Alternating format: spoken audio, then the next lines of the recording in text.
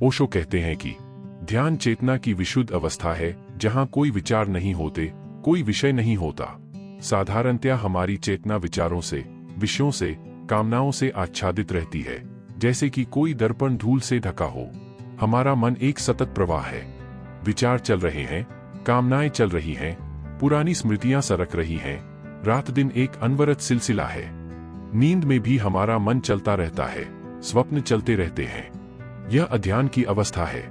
ठीक इससे उल्टी अवस्था ध्यान की है, जब कोई विचार नहीं चलते और कोई कामनाएं सिर नहीं उठाती।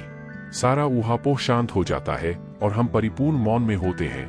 वह परिपूर्ण मौन ध्यान है और इसी में सत्य का साक्षात्कार होता है।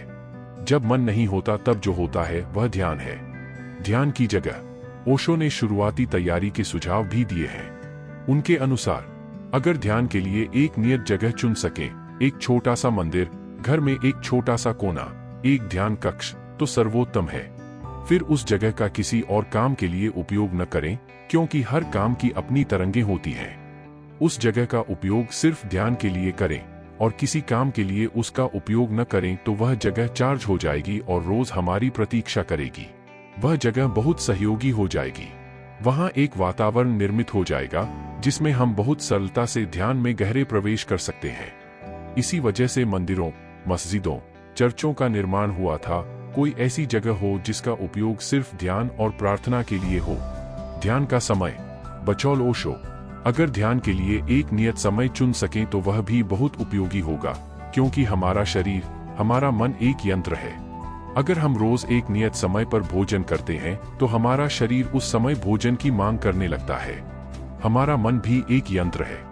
अगर हम एक नियत जगह पर, एक नियत समय पर रोज ध्यान करें तो हमारे शरीर और मन में ध्यान के लिए भी एक प्रकार की भूख निर्मित हो जाती है।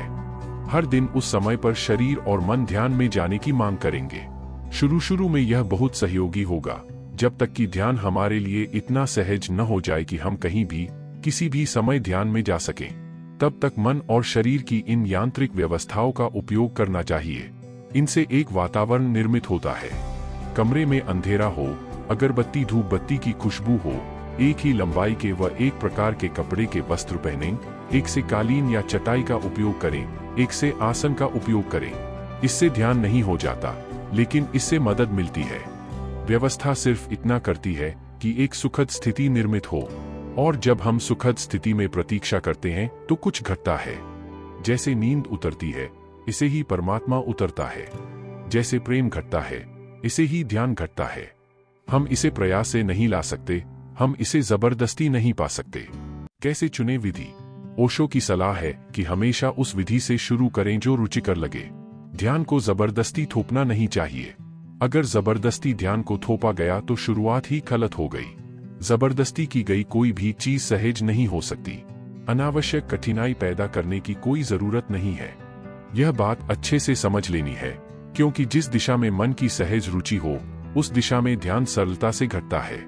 जो हमें रुचिकर लगता है, उसी में हम गहरे जा सकते हैं। रुचिकर लगने का मतलब ही यह है कि उसका हमसे तालमेल है। हमारा छंद उसकी लय से मेल खाता है। विधि के साथ हम एक हार्मनी में हैं। तो जब कोई विधि रुचिकर लगे तो फिर और विधियों के लोभ में न पड़े, फिर उसी में गहरे उतरें।